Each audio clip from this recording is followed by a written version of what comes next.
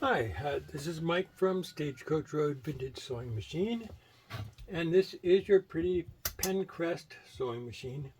This is the final test before we pack her up to ship her out to you. And in this test, we're going to go over the basic operation, how to wind the bobbin, how to thread the machine, how to set your stitch length, stitch width, uh, where the stitch pattern cams go if you ever find any online. They're available. Uh, yeah, so without further ado, let's do this. So your bobbin case is down here below the slide plate. Make sure your needle is up out of the bobbin area. Then reach in and grab the little latch on the side of the bobbin case, and you'll be able to lift your bobbin case out with the bobbin in it, and the bobbin won't drop out as long as you're holding the latch. So just let go of the latch and the bobbin will drop out in your hand. And a little bit of thread left on there. I'm going to take that off. No reason to wind over it.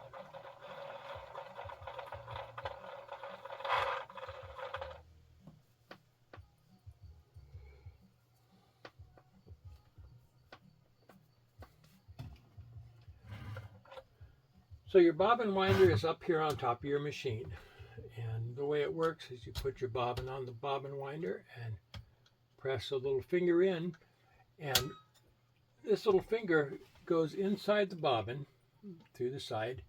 And as the bobbin fills, the thread pushes it further and further out until when the bobbin is full, it pops out and stops winding so you don't get a mess of thread all over. So to start, we will put a spool of thread on the spool pin in the back here.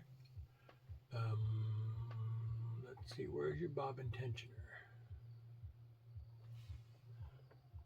I guess your bobbin tension on this machine is you just go into the back thread guide, into the front thread guide, and back here to your bobbin. So put your thread through one of the holes in the side of the bobbin.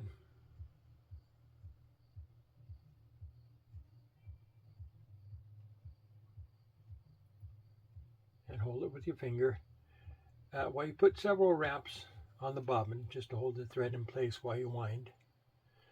Then with the thread going off in this direction, or I mean with the thread going onto the bobbin in this direction, put your bobbin on the bobbin winder, press it down, push that little finger in.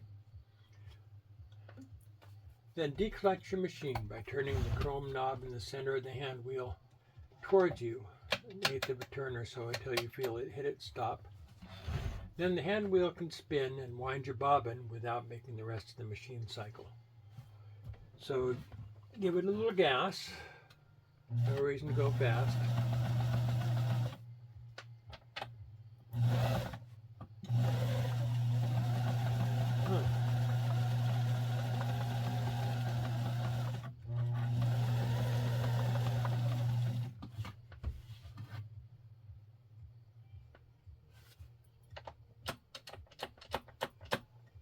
I just oiled that.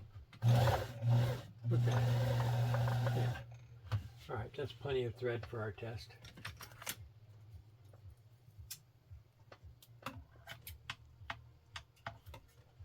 So snap your little finger out of the bobbin. Reclutch your machine by tightening the chrome knob in the center of the hand wheel. And with the thread coming off of the top of the bobbin in this direction, drop your bobbin into the bobbin case and direct the thread up into this little slanted notch here in the bottom, and then up under the leaf spring, which is your lower tension.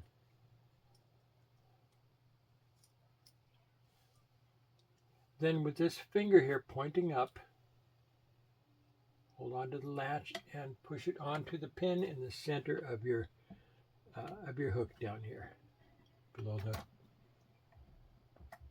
slide plate. And you'll see when you get down there that there is a cutout in the side of the bobbin race that that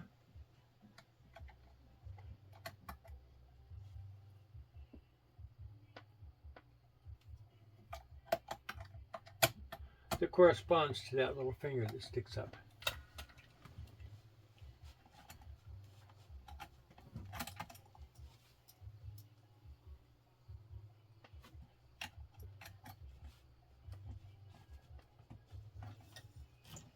Oh shoot, I got my, had the needle down. Silly me. Anyway, once you slide it in, you'll see there's a little cutout that this finger that pokes up goes into. And just leave your thread dangling down there. And to wind your bobbin, bobbin is wound. To thread the machine, you go from your spool into the thread guides on the back and the front of the machine, and down between the discs of the tension assembly, all the way around. And on your way, you'll pick up this little thin check spring. Pull it all the way up until your thread goes into the notch at the top of the tension assembly. Then down into this big thread guide here.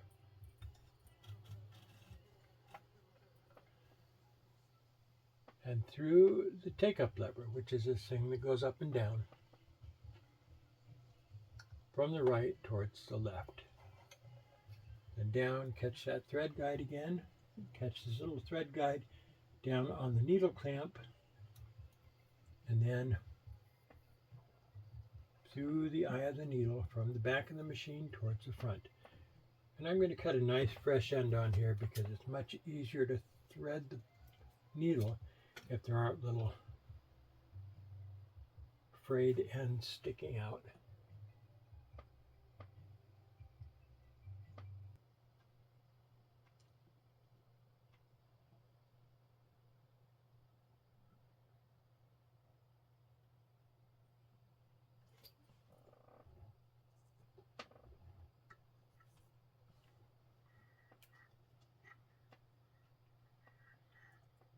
Double check to make sure you haven't accidentally gone around something you shouldn't, or twice around something that you're only supposed to go around once.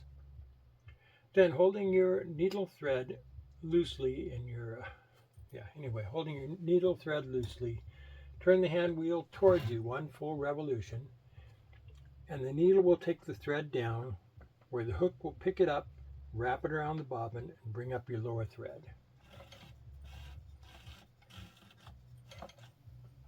There's our lower thread.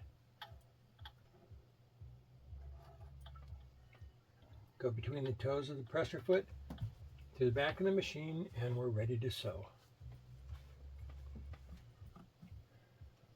Lower the pressure foot onto the fabric using the lever in the back here. And let's see. Stitch width is this lower knob here. And we're going to have 0 stitch width because we want to do a straight stitch. It's numbered from 0 to 5, 0 being no zigzag, and 5 being the widest zigzag. So we're going to go all the way to 0. And on your stitch length, which is the upper dial, we're going to set it at about 2, which is kind of an average length for a regular thread, regular fabric. This up here is your needle home position, and that means you can set your machine so it sews to the far left, to the center, or to the right.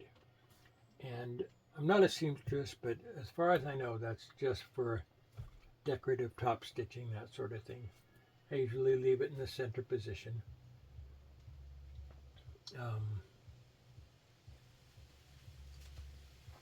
Okay, so now stitch width, number 2 on the stitch length, and check your the pressure on your sewing foot. You can pop it up by pressing down on this collar here, then press it back down roughly halfway.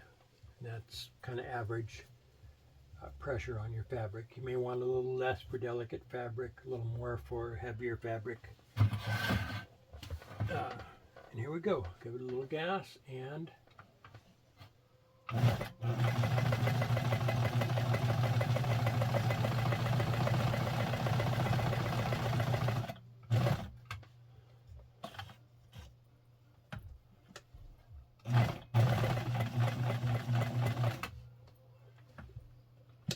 do a little longer stitch length, and you'll see the fabric move faster because the stitches are longer.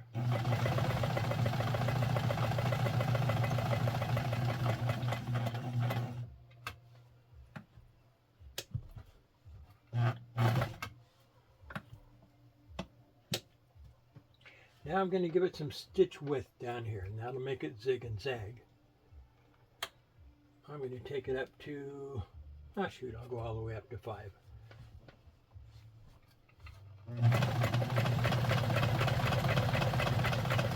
And it makes a nice neat zigzag, no missed stitches or anything. Real clean looking. Reverse is this button in the center of your stitch length knob. And forward, reverse, forward, reverse, forward. And you've got a speed control here for your motor. Let me turn this around and I'm going to set it back on no stitch width, so we're doing a straight stitch. I'm going to go to a real short stitch length so that we have lots of fabric room, and I'm going to try out this motor speed. That's high speed. That's low speed. If you want to do some slow, careful work, you can go as slow as you want.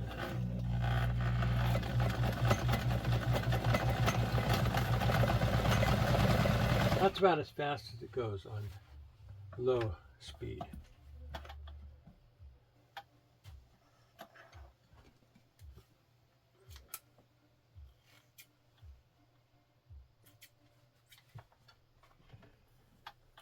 What else do we have here? This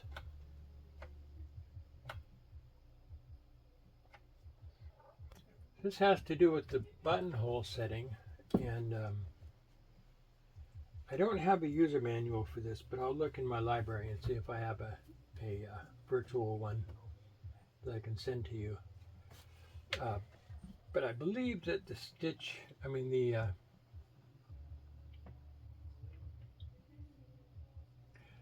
believe that the buttonhole works like this, and I'm just guessing, but we'll see. I'm going to set this on the little buttonhole symbol here for the stitch length, and I'm going to set it on, oh, there's another buttonhole symbol on the stitch width, so we'll set it for that. And should start by making a bar tack at the top, and then, oh, I'll bet it goes like this. Do one leg, and that must reverse it, so I'm just going to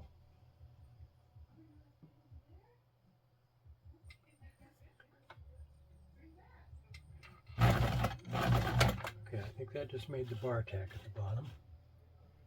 Let's see.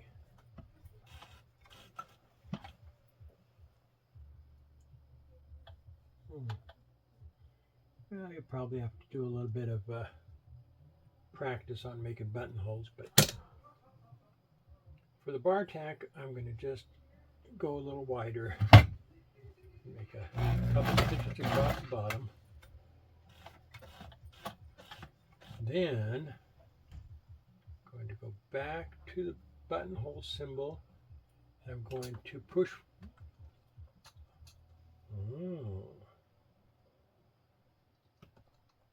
Feels like there's no reverse with the buttonhole stitch. So let's see. Oh, okay, holding this up does make the bar tap at the bottom.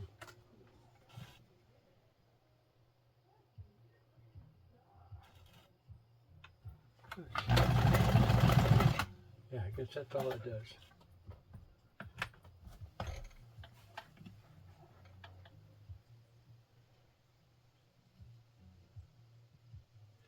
Yeah, I'd say look in your user manual because it's not like any system I've seen.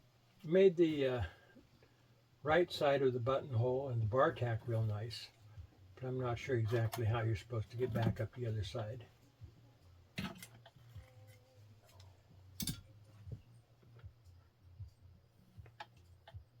What else? Let's see. To remove your stitch pattern cam, turn this lever to the far right, and you can pull your cam out. And this is a 0 cam. It makes the zigzag stitch. You always have to have this one in to make a zigzag. But online you'll be able to find other Penncrest stitch pattern cams, and just compare them to this configuration. If it looks like this one, it should work if they're a Penncrest cam. So I'm going to put it back in. So holding this all the way over, and you have to hold it all the way, and push this back in.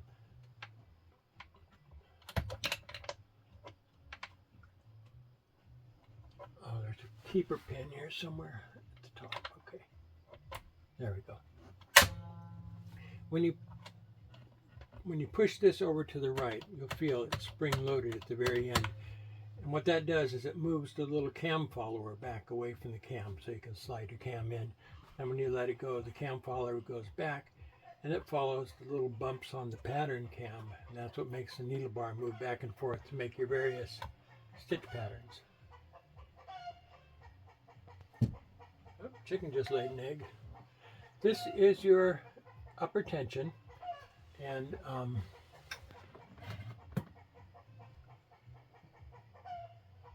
yeah, it's marked loose, normal, and tight. So I would go somewhere between normal and loose, maybe up a little more into the normal. The stitches that we just made were on loose. And they're pulled up there snug enough, but you could make them a little bit tighter, I guess. Go a little bit further into the normal area. This lever down here is your feed drop. For normal sewing, you want it to the far right on the N. For delicate fabric, you want it on the S. Then the feed dogs don't come up quite as far, and they're less damaging to delicate fabric. Then if you go all the way over to the left on the E, your feed dogs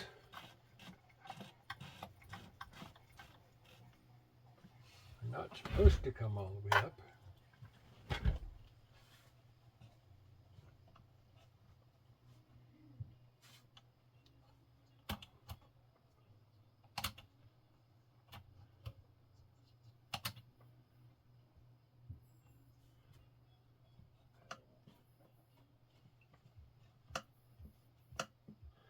Okay, well I'll adjust that and make sure it's working right. But the when you're ready to sew again,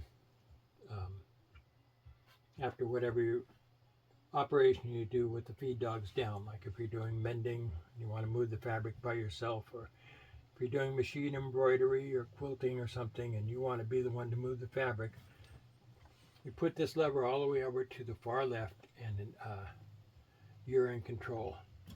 Then when you go back to the N on the far right, then the machine is moving the fabric again.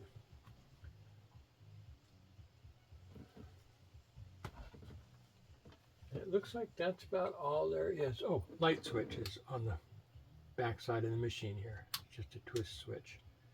I'm going to put it back on high speed, which would be your normal sewing, and Unless you like the low speed, you can sew either way. It doesn't really matter. That's it. Oil her every, say every 8 hours of machine use. And if you bring her out and she hasn't been run in 6 months or so, give her a drop of oil at each oiling point, which you'll find in your user manual. And